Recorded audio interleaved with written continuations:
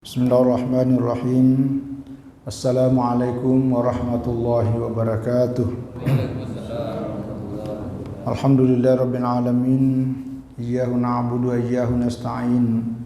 Asyhadu an la ilaha illallah wa asyhadu anna Muhammadar Rasulullah.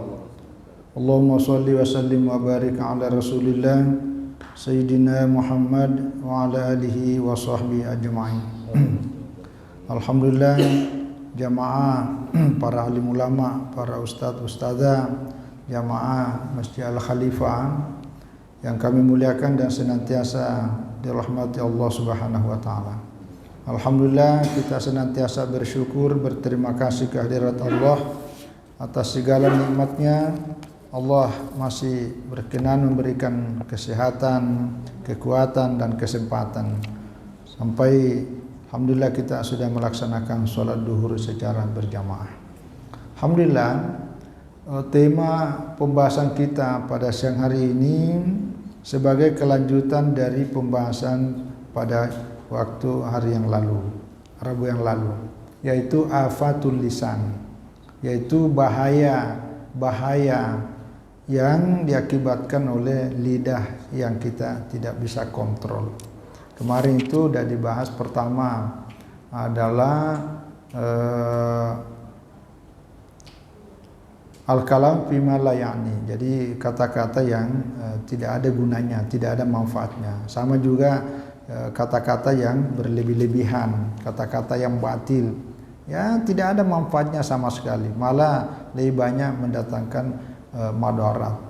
Ya, termasuk yang keempat kemarin itu adalah al-mirah wal jidal, yaitu selalu suka berbantah-bantahan, ya, selalu berdebat. Kalau berdebat dalam pengertian positif untuk memberikan argumentasi yang tidak mengerti bisa menjadi mengerti, itu boleh, ya, dalam rangka meluruskan pemahaman yang keliru. Ya, tapi kalau udah tahu dia salah, masih, itu sudah mulai bukan lagi niatnya untuk meluruskan sesuatu yang keliru, tapi niatnya sudah lain. Nah, siang hari ini al-afatul khamisah, bahayanya yang keempat pada lidah ini, lisan kita, adalah al-khusumah. Al-khusumah itu artinya permusuhan. Jadi kata-kata yang keluar dari mulut kita itu selalu mengandung permusuhan. Kalau bahasa yang populer saat ini namanya ujaran kebencian, gitu. Jadi yang kita omongkan itu bagaimana kecacatan orang, bagaimana kelemahan orang lain, bagaimana semua kekurangan orang lain kita ngomongkan, apalagi di tengah-tengah orang banyak, dikasih pakai mic lagi, itu tidak bagus. Ya, ini termasuk wahiyya aidan mazmumah. Ini termasuk perbuatan yang tercela, yang merupakan ya bagian dari hasil tadi itu, suka berbantah-bantahan. Jadi kecuali kalau apa yang kita sampaikan itu ada maslahat yang ingin dicapai jauh lebih besar. Jadi tujuannya ya ingin memperbaiki orang bersangkutan. Tapi kalau sama sekali tidak punya tujuan, apalagi justru tujuannya sangat buruk, nah maka itu sangat dilarang. Ya, dalam hadis yang diriwayatkan oleh Imam Bukhari yang dikutip oleh Imam Al-Ghazali dalam kitab ini, Rasulullah Shallallahu Alaihi Wasallam bersabda, Inna abghadar rijali ilallahi al-aladul al-khasam. Jadi sesungguhnya orang-orang yang sangat dibenci, ya, di sisi Allah itu adalah orang yang suka keras, suka bermusuhan, apalagi permusuhannya sangat keras kepada orang. Jadi apa yang dia tutur, kata yang disampaikan itu selalu mengundang dan mengandung ujaran kebencian kepada orang lain. Nah, ini sebagaimana yang hadis yang disampaikan tempo hari yang lalu, bahwa ya kenapa keluar dari mulut ini, itu karena berasal dari hati. Nah, hati itu karena ada iman. Jadi antara iman hati dengan lidah itu sekali lagi satu paket. Maka ketika tutur kata yang manis, tutur kata yang baik, tutur kata yang menyenangkan, itu menunjukkan bahwa hati kita lagi bagus. Itu menunjukkan iman kita bagus. Di dalam Al-Quran pada surah Al-Baqarah yang dikutip Imam Al-Ghazali dalam kitab ini, yang harus dilakukan sebaiknya adalah wa qulu linnasi husnan. Jadi ucaplah, katakanlah, sampaikanlah kepada sesama manusia dengan kata-kata yang baik, ya, kata-kata yang menyenangkan, kata-kata yang membuat orang senang, ya. Bahkan waqala Ibnu Abbas, ya, waqala Ibnu Abbas radhiyallahu anhuma, ya, man salima alaika min khalqillahi fardud alaihi assalam wa in kana majusiyan. Jadi kata-kata yang baik salah satunya itu adalah ucapan selamat, termasuklah kalau kita akan ucapkan assalamualaikum. Nah, kalau ada orang mengucapkan assalam kepadamu, ya, dari khalqillah, dari makhluk Allah, jawablah wa in kana majusiyan. Seandainya walaupun majusi, ya majusi zaman Nabi itu orang yang menyembah bintang, itu majusi, ya. Jadi ya majusi, musyrik, Yahudi, Nasrani ini kalau dalam tataran teologi Islam, akidah, yaitu semua sama secara akidah. Tapi dalam tataran pergaulan sosial, kita tetap mesti berlaku baik, ya, dengan tutur kata yang jangan minta-minta, itu kan orang kafir, enggak apa-apa dihina, enggak boleh. Nanti ada penjelasannya ini. Wah, jangankan orang yang masih hidup, orang yang sudah meninggal saja kita enggak boleh caci maki, enggak boleh. Itu orang sudah meninggal, apalagi kalau orang yang masih hidup. Itu. Ya, jadi sekali lagi itu dihindari. Nah, wa idza huyitum bi tahiyyatin fahayyu bi ahsana minha aw rudduha. Ya, jadi kalau kamu ya dihargai, dihormati oleh orang lain dengan sebuah penghargaan, penghormatan, fahayyu, maka balaslah penghormatan itu yang lebih baik, aw rudduha, atau membalasnya dengan yang sama. Ulama tafsir menyebutkan salah satu makna penghormatan yang dimaksud ayat ini, salah satunya itu ucapan selamat, assalamualaikum misalnya. Ya, termasuk juga penghormatan dalam bentuk yang lain. Nah, bagian dari penghormatan itu adalah kata-kata yang baik. Berarti kalau ada ujaran kebencian, ada ujaran permusuhan yang kita tebarkan, maka itu artinya dia tidak menghargai. Jadi sama sekali itu perbuatan yang tercela. Itu yang kelima. Nah, al-afatus sadisa, yang keenam adalah taka'ur fil kalam. Nah, ini taka'ur kalam ini apa namanya ini? Ya, membuat-buat keindahan kata tetapi dipaksakan, yang sesungguhnya kalimat itu ada kebohongan di dalamnya. Jadi dipaksakan, semacam kata-kata bersaja. Kalau kata-kata indah, seninya sangat bagus dan itu di dalamnya muatan-muatan dakwah yang membuat kita sadar, itu bagus tuh. Di Pontianak ini ada tuh apa tuh, tundang ya, pantun dan apa itu, tundang ya. Ah, itu bagus tuh, itu namanya media dakwah. Ya, jadi menghibur orang melalui seni tundang itu, tetapi ada pesan-pesan dakwah di dalamnya, itu bagus. Ya, ada juga nanti disebutkan sini, misalnya syair. Pada zaman Nabi, Nabi SAW pernah menegur seseorang yang bersyair. Kenapa ditegur? Karena di dalam isinya itu ada kalimat yang seolah-olah menyamakan antara Allah dengan Rasulullah, seolah-olah sama. Apalagi seperti Nabi Muhammad dipuji berlebihan, seolah-olah tahu segalanya termasuk alam yang gaib. Ya, walaupun ada kemujizatan Nabi, bahwa Nabi itu banyak mengatakan hal yang gaib, tapi tidak boleh pujian kita kepada Nabi Muhammad SAW melebihi pujian kepada Allah. Nah, mendengar pujian itu yang dianggap berlebih-lebihan, maka Nabi menegur. Itu. Jadi bukan karena syairnya, tapi karena isinya. Itu isinya. Sebaliknya, suatu saat, ini hadis riwayat Imam Ahmad, Nabi mendengar semacam syair. Kalau kita kan ya tadi itu pantun, ya, seni. Tetapi karena isinya memotivasi orang supaya bersemangat untuk ikut berjihad di medan perang fi sabilillah, maka Nabi memujinya, lanjutkan, itu bagus. Jadi isinya sama dengan ini, apa istilah kalau kita misalnya lagu-lagu kepahlawanan itu. Jadi memotivasi supaya orang bahwa memperjuangkan negara, memperjuangkan agama, memperjuangkan bangsa, nasionalisme ini sangat bagus. Itu motivasi. Jadi isinya itu bagus. Itu bukan larangan. Tapi kalau dipaksakan, apalagi isinya juga berlebih-lebihan, ya ifrat namanya, berlebih-lebihan, nah maka itu yang dilarang. Nah yang berikut adalah al-afatus sabi'ah, yang ketujuh bahayanya itu adalah al-fusyu. Fusyu ini kata-kata kotor, kata-kata jorok, kata-kata keji. Ya wasabu, sabu itu caci maki, bid'atul lisan, juga bahasa-bahasa yang rendah. Ya kata-kata yang tidak pantas lah. Jadi wa huwa mazmumun wa man'anhu wa masdaru al-khabas wal lum. Jadi kata-kata seperti ini memang ya sumbernya dari yang kotor, ya menyakitkan. Jadi itu nggak boleh kata-kata, apalagi ya mohon maaf ya, apalagi kalau orang yang sedang umrah, sedang haji, itu nggak boleh. Ya itu lah, apalagi ada ayatnya itu, kalau pergi haji itu la fasaka wala fusuka la rafasa wala fusuka wala jidala fil hajj. Ya, itu pada sementara prosesi ibadah haji. Tapi di luar ibadah haji tetap juga tidak boleh.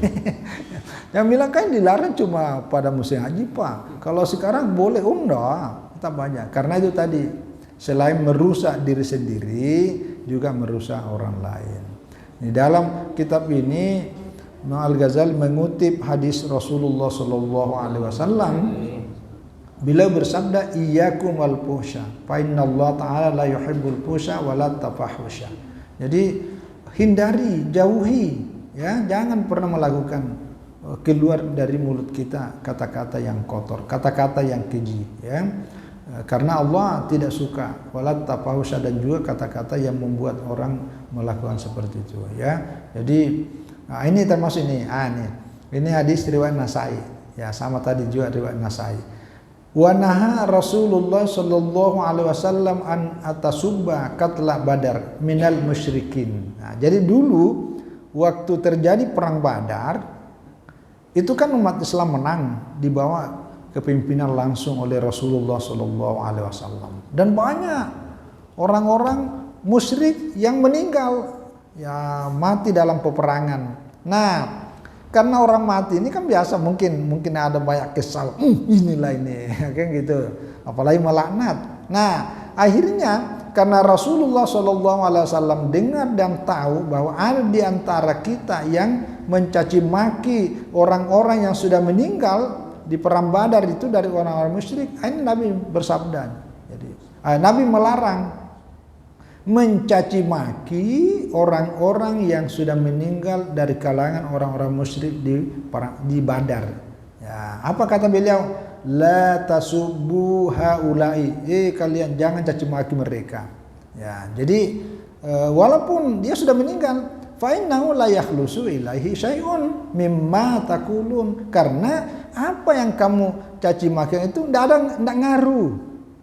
Jadi percuma aja, percuma. Jadi dilarang karena memang ya tidak ada manfaatnya sama sekali. Lewat diam aja, ambil pelajaran yang bisa kita ambil yang baik dari kejadian-kejadian seperti itu. Nah, lalu kata Rasulullah kenapa dilarang? Wa tu'zuna al-ahya'a. Justru omonganmu mencaci maki orang yang sudah meninggal bisa menyakitkan hati keluarganya masih hidup.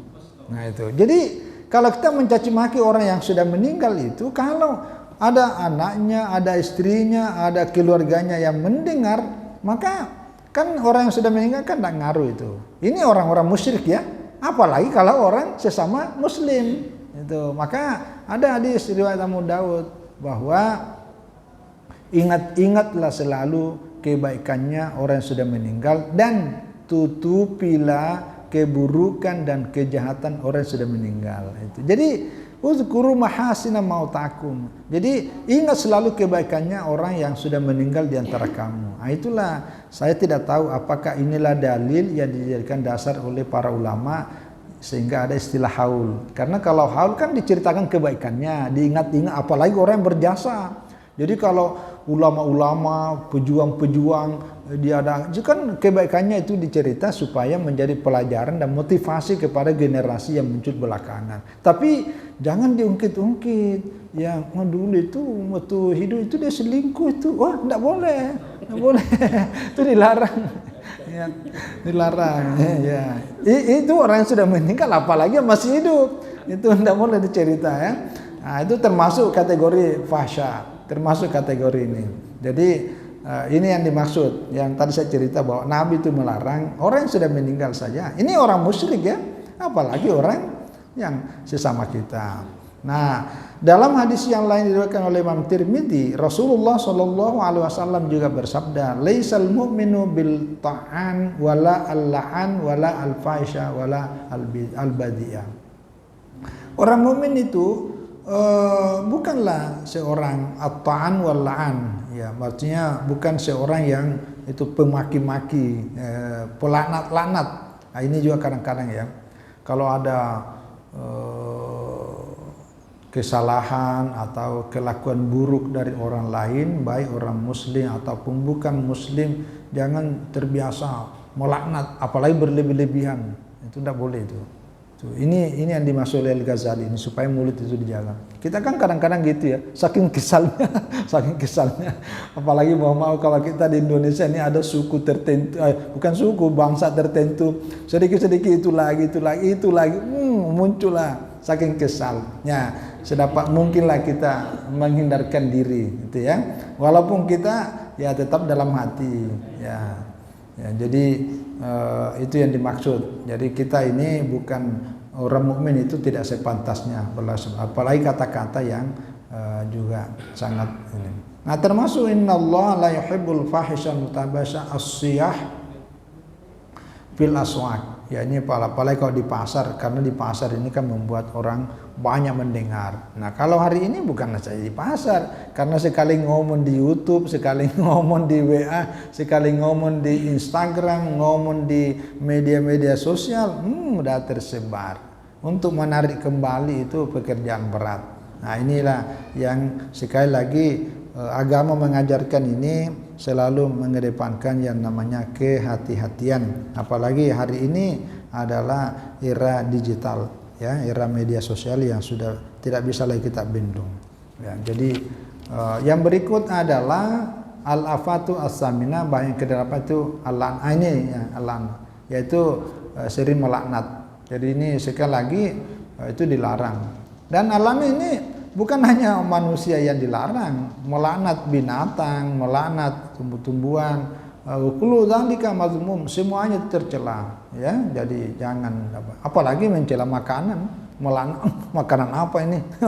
Jangan, ya, enggak baik, karena itu berpengaruh. Jadi di dalam pandangan spiritualitas agama Islam khususnya ya, semua yang keluar dari mulut kita ini itu semua punya nilai, ada nilai kekuatan. Jadi kalau kata-kata yang baik itu bernilai doa, ya. Kalau dalam kitab-kitab yang targhib itu artinya kumpulan hadis-hadis menceritakan tentang keutamaan. Begitu kalimat yang baik, misalnya contoh ya, kalimat la ilaha illallah, ini digambarkan, ini keluar itu naik ke atas. Ada yang menyebutkan macam-macam lah itu. Menyebutkan seperti dia menjadi burung yang kemudian melapor di sisi Allah. Nah, itu macam-macam. Apalagi dalam temuan-temuan penelitian modern bahwa ini menjadi semacam aura positif. Jadi ketika kita ngomong yang baik, itu menebarkan aura yang positif yang akan memberikan energi yang positif juga kepada orang lain. Tapi sebaliknya, kalau yang keluar dari mulut kita kata-kata jorok, kata-kata setan, kata-kata pokoknya buruk-buruk deh, itu berdampak buruk juga, baik kepada diri kita maupun kepada udara yang ada di situ, termasuk lingkungan. Ya, saya biasa menyampaikan ada hasil penelitian di sebuah tempat, di sebuah kamar yang di situ orang sering ngaji. Coba tes tuh yang punya anak lebih dari 1-2, kamarnya beda-beda, tes. Nah, di satu kamar ini anak yang sering baca Quran dengan di kamar yang tidak pernah baca Quran dalam 1 minggu, dengan di kamar ya antara baca dan tidak. Ini nanti proses pertumbuhan anak yang di dalam kamar yang sering baca dengar, yang sering baca Al-Quran, sering dengar Al-Quran, proses pertumbuhannya jauh lebih baik. Mungkin ketaatan kepada kedua orang tuanya jauh lebih tunduk ketimbang orang yang tidak pernah dengar. Itu mungkin kadang-kadang itu yang banyak memberontak, itu yang susah diatur, yang membuat nanti orang tua dan keluarganya sengsara gara-gara dia. Dan itu terbukti. Kalau dalam konteks penyembuhan di rumah sakit di beberapa negara, di ruangan orang banyak sakit, lalu situ ada orang baca Quran, orang yang menerima sakit itu cenderung lebih tenang. Yang kedua, proses penyembuhannya jauh agak lebih cepat. Tapi kalau dalam ruangan sama sekali tidak ada, itu yang paling banyak orang mengeluh, paling banyak. Pokoknya kata-kata, apa ini? Wah, ini seperti dia protes sama Tuhan, tidak mau terima. Jadi akhirnya apa yang terjadi? Orang yang tidak menerima takdir pemberian seperti itu cenderung lama baru sembuh. Itu. Tapi kalau orang menerima, itu proses, karena penyakit itu kan sebenarnya dari jiwa. Dari jiwa. Paling banyak, makin banyak protes, itu makin lama sakitnya itu. Karena kalau udah banyak protes, itu menunjukkan bahwa sakit jiwa. Inilah yang dimaksud. Nah, ini maksud. Nah, ini juga hadisnya nih. Wafil hadis, dalam hadis riwayat Tirmidzi yang tadi itu, la tasubul amwata fatuzu bihi al-ahya'a. Jangan pernah kau mencaci maki orang-orang yang sudah meninggal dunia, karena itu artinya kamu menyakiti keluarganya yang masih hidup. Nah, itu yang jadi dilarang kita. Termasuk wa yakrum minallani ad-du'a 'alal insani bisyarti hatta du'a 'alal zalim fa innahu mazmumun. Nah, termasuk yang mendekati kepada ucapan laknat itu adalah mendoakan orang lain untuk jahat. Jadi mendoakan buruk, mudah-mudahan celaka orangnya itu. Nah, boleh itu. Nah, boleh, walaupun orang itu zalim ya, walaupun orang itu udah zalim benar, mudah-mudahan ditabrak. Oh, jangan, itu larang. Ini kadang-kadang hal-hal seperti ini kita tidak sadar ini. Apalagi kalau udah ya tadi kesal ya, kesal marah apa segala. Tapi ya usahakanlah. Inilah bagus juga, karena saya pun dengan membaca kitab ini ya mulai harus berusaha kita. Kita belum terbaik, tapi berusaha untuk menjadi yang baik. Ya, itu namanya ibadah. Ya, jadi saya kira ini sebenarnya cukup banyak. Termasuk bersenda gurau. Senda gurau itu kalau dalam hal biasa-biasa, ya. Tapi kalau udah berlebihan membuat kita cenderung kepada bohong, apalagi melampaui batas, itu yang dilarang, ya. Jadi termasuk kalau ini sih ya namanya mengolok-olok, menghina, itu dihindari. Kalau itu udah sering ya. La yasar qaumun min qaumin asa yakunu khairan minhum wala nisa'un min nisa'in asa ayyakunna khairan minhunna. Itu udah biasa. Sama. Jadi pada prinsipnya semua kata-kata membuat orang sakit. Termasuk ini yang ke-12 ini ifsa'us sirri. Jadi ifsa'us sirri itu artinya menyebarluaskan rahasia orang. Itu tidak boleh. Apalagi diviralkan, yang mestinya ditutupi baik-baik, udah dirahasiakan, jangan ngomong, oh iya abang, ternyata dia kasih tahu temanya kasih temanya, udah menyebar kemana-mana. Itu padahal rahasia itu bukan aib, yang apalagi kalau aib jangan. Itu dilarang oleh agama, ya. Jadi semua kata-kata yang kecuali kalau kata-kata memang disengaja untuk disampaikan kepada orang lain. Makanya itu ada undang-undang apa namanya ITE ya.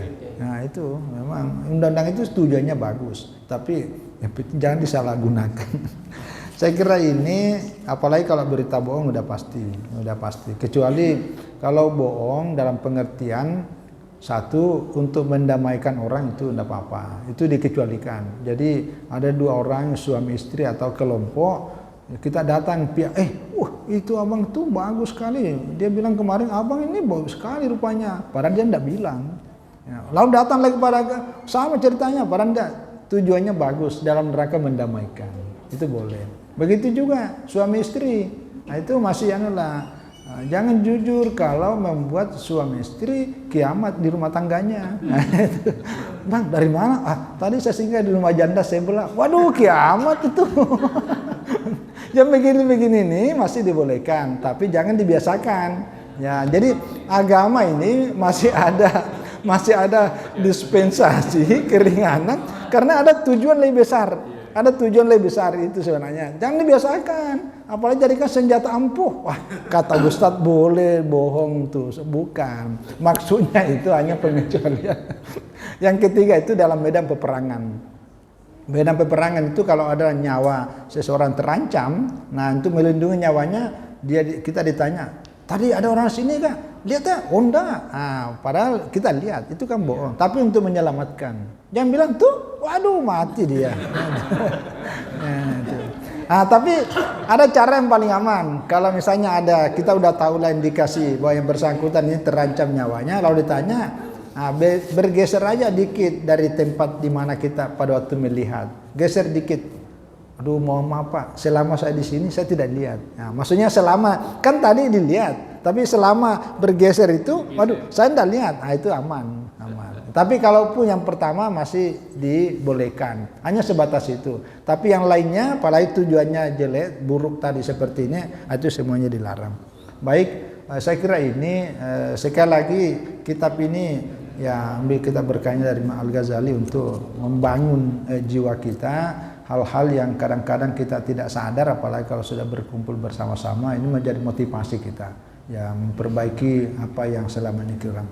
Terima kasih dan mohon maaf atas semua kekurangan. Semoga Allah Subhanahu wa taala kita ditata hati dan pikiran kita dan terpelihara dari lisan-lisan yang membuat kita bahaya, baik bahaya dunia lebih-lebih di akhirat kelak. Wallahu a'lam bishawab. Wassalamualaikum warahmatullahi wabarakatuh.